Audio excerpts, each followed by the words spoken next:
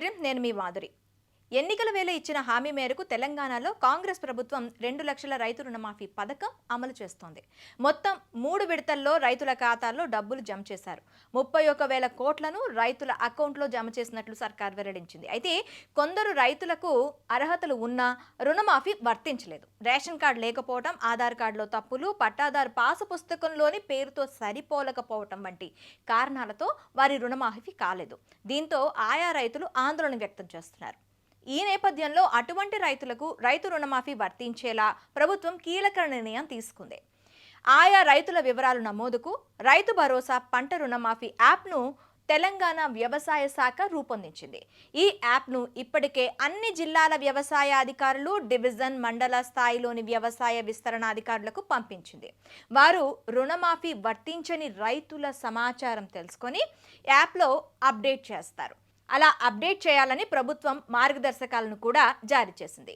August 27 నుంచే ఈ survey ద్వారా యాప్లో వివరాల నమోదు ప్రక్రియ ప్రారంభమవుతుందని అధికారులు తెలిపారు. అర్హులైనప్పటికీ రుణమాఫీ వర్తించని రైతుల ఇంటికే అధికారులు నేరుగా వెళ్తారు. ముందుగా వారి లోన్ అకౌంట్లు, ఆధార్ కార్డులను క్షుణ్ణంగా తనిఖీ చేస్తారు. ఆ తర్వాత కుటుంబ సభ్యుల వివరాలు పూర్తిగా తీసుకొని యాప్లో అప్లోడ్ చేస్తారు. పంట రుణాలు ఉన్న భార్యాభర్తలే కాకుండా ఇంట్లో 18 ఏళ్ళు దాటిన వారి కుటుంబ సభ్యుల ఫోటోలు కూడా తీసుకుంటారు. ఆ తర్వాత కుటుంబ యజమానితో ధృవీకరణ పత్రం సైతం తీసుకుంటారు.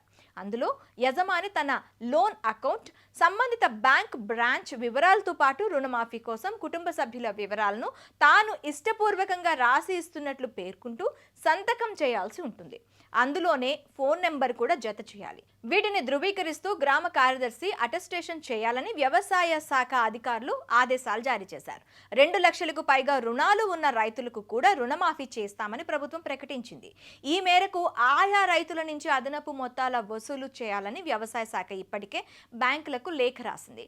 ప్రభుత్వం నుంచి ఆదేశాలు రాలేదన్న కారణంతో ప్రస్తుతం బ్యాంకులు రైతుల నుంచి అదనపు మొత్తాలను తీసుకోవడం లేదు. తాజాగా ఆయా రైతులకు ఊరటనిచ్చేలా బ్యాంకులకు లేఖ రాసింది.